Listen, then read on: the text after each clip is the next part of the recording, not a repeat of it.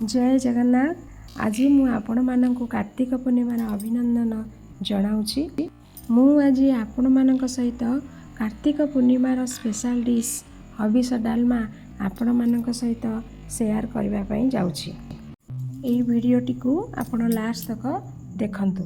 यही dish T गरम गरम अरुआ भात सहित खाया पाई बहुत टेस्टी लगे। आउ गोटे कथा, यही डिश टी कदली पत्र रे खाइले तार टेस्टा 2 गुण बढ़ी जाए। चलतु देखा मु आज कौन कौन सब बनाई आ हबिष डालमार प्रिपरेसन केमिति होइछि। हबिष डालमा पाई यही सब परिबा दरकार, सारू आउ कदली आउ पानी कखारू जेतिकी परिबा देखैली ये 5 जण खाई परिबे। एथर ये परिबा को सब काटिदबा, काटी देकी सब पानी रे पकाइबा।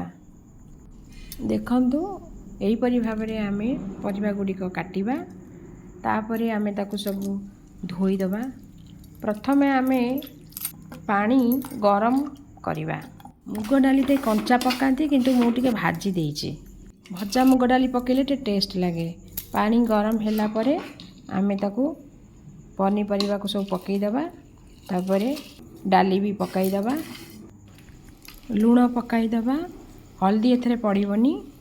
आउ अदा सिझीगला परे आमे ओऊ सब पकईदबा। तापरे ताको 10 मिनिट पुणी छाड़ीदबा ओ टिके सिझीबा पाइका। तापरे आमे नड़िया सेथरे पकाइबा।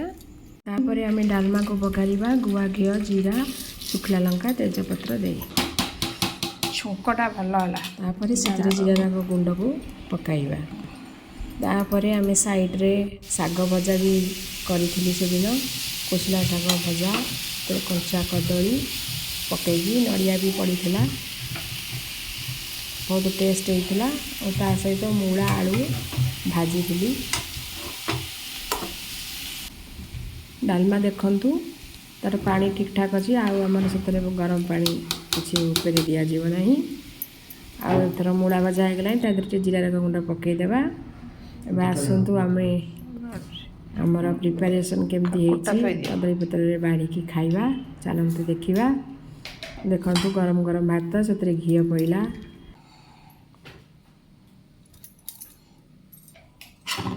आपण मानकु मो वीडियोटा केमिति लागिला कमेंट रे बताइबे। आ मोर चैनल को सब्सक्राइब करिवे।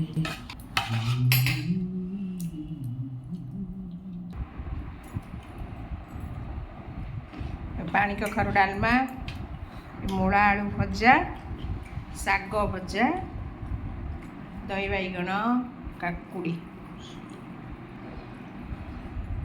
कार्तिक पूर्णिमा रे आज ये हबिष डालमा आज कार्तिक पूर्णिमा रहुछि। जय जगन्नाथ।